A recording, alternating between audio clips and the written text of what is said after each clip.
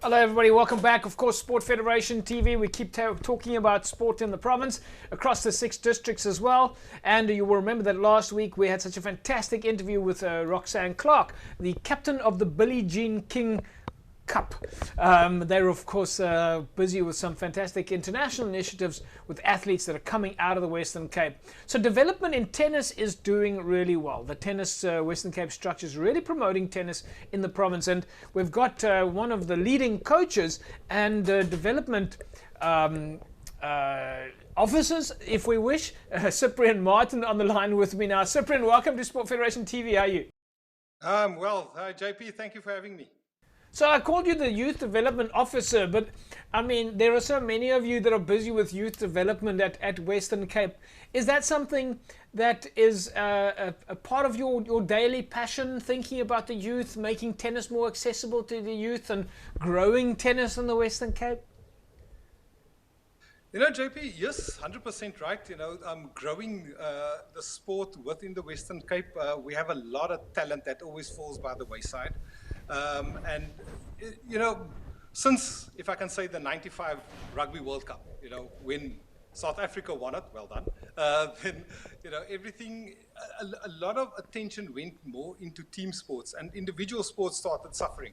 If you remember, during the 80s and early 90s, come winter time, everybody's glued to the TV watching Wimbledon and that kind of thing. And, you know, when all that's over, when that last point gets won, you go outside and you see people making lines in the streets, and they're playing and they're having fun over there. And we've kind of lost quite a bit of track with that, you know, obviously losing quite a bit to the team sports.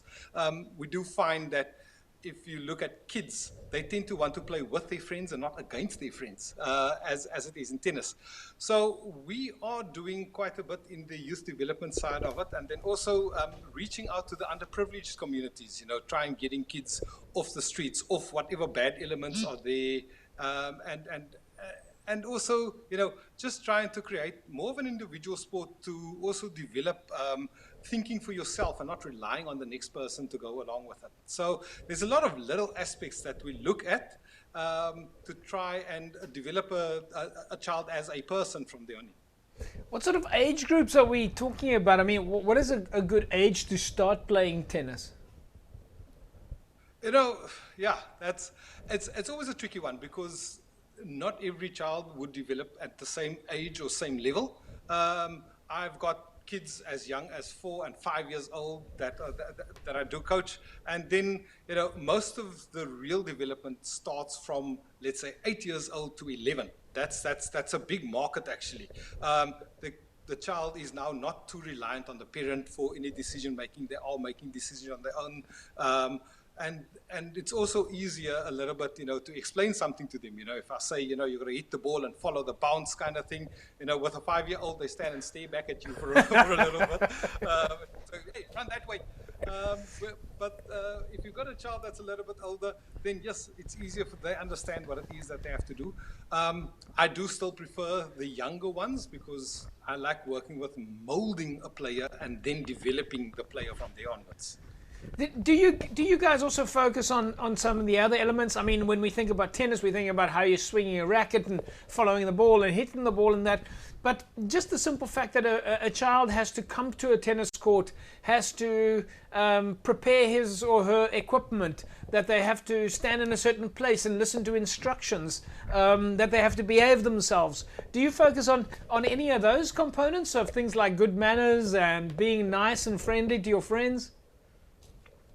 Oh yes, no. That's a massive thing. I tend to, especially with the younger ones, you obviously try and just be as friendly and as possible, or as positive as possible with these younger ones, and you also just try and throw out a positive element on everything. When you see the child getting a little bit tired, you say, okay, fine, you know, we've got like another 5 more shots to play, and then you work it out from there. A big thing for me is, you know, once you play the basket through, I've got a basket of balls, there's about 70 balls in there, you've got to hit everyone. Once you've worked all of that through, the child has to go and pick the balls up. I've had a situation where the parents look at me like, why does he? And I say, no, This is part of the discipline element. You know, you've made the mess, you have to go and clean it up. You know, things like that. But you also just try and implement little games, and you know, you want to keep seeing a smile on the kid's face. You know, when they get a little bit older, yes, you can be a little bit more stern, a little bit harsher with them, but you also don't want to break anyone's spirit. And you know, especially when I have squads, I rotate the kids all the time. So Yeah. no two players will keep playing with each other. You have to understand that you'll be playing against people of different levels, different methods of how they're playing, that kind of thing. You'll be playing a lefty from time to time, that kind of. So I make sure that there's a lot of interaction among the children. When I have my squads, I don't do any more than 5 kids, obviously with the COVID regulations that we have over there. Yeah, But with the yeah. 5 kids, I then have one that I personally work with, and then you have the other 4 just playing with each other. Once they've reached the 10-point mark, because they just do 10-pointers, once they reach the 10-point mark, I'll then start switching kids. So there's a group session there where they start playing and they learn from each other and they develop their skills among each other. But then also individual attention that I pay also to just concentrate on the person itself. Cyprian, we've had some, in the last few years, we've really focused a lot on our athletes that have been coming through from Western Cape. And I mean, you guys are doing such fantastic work on developing some of the athletes. We had a chat with Roxanne Clark, as you heard me say, captain of the Billie Jean King Cup. We've got some juniors coming through the ranks, turning pro. We, of course, everybody knows about Lloyd Harris and his success story. How difficult is it to take, I mean, in your case, you're busy developing the talent, you're busy bringing the youngsters through. How difficult it is to take a youngster from a 5 years or 8 years old and turn them into a champion. How much work does that take? You know, JP, I see it as almost a schooling program. You've got a guy like me, I work with a much younger crowd. I then just try and make sure that I develop a certain skill set, and also trying to get the child to understand, firstly, the pointing system, how it works, where to stand when you're playing a specific shot, you know, if you're serving, if you're returning. They get a basic understanding of it. Once I have achieved that goal, I then move the child onto a different coach that has a bigger skill set whereby you then upgrade, you know. It's great. We do find, yes, you get coaches that keep their kids. There's nothing wrong with that. But sometimes, you know, the child only learns so much and there's no further development in it. Your focus is very much on development. My focus is on development, That's creating fantastic. the initial skill set, Yeah. having the reassurance that, you know, even if the child is not going to become a pro, that that there is a love for tennis. And that's a lot that, you know, you can say, yes, there is a love for tennis, but people say, yeah, no, I like tennis, but they only watch it. You know, they don't really get to play it much more. And tennis is one of those sports. You can play it from 5 years old to, I mean, yesterday we had somebody at the club, 85 years old, and the guy still moves like he's 30.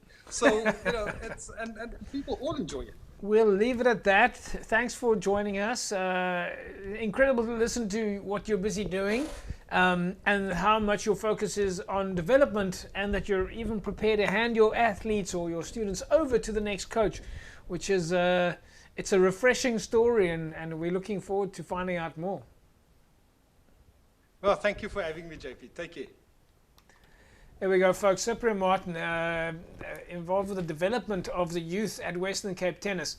And quite remarkable that we've got coaches who focus on youth with a view to preparing the student to move on to the next steps. And that really is fantastic, and it's great to see what Western Cape Tennis is doing. Remember, if you want to find out more about Western Cape Tennis, then just visit their website, www.wctennis.co.za. You can find out where Roxanne and the likes of Cyprian are busy coaching, and get signed up and get your kids involved with tennis. They really are doing fantastic to look after the sport in the province.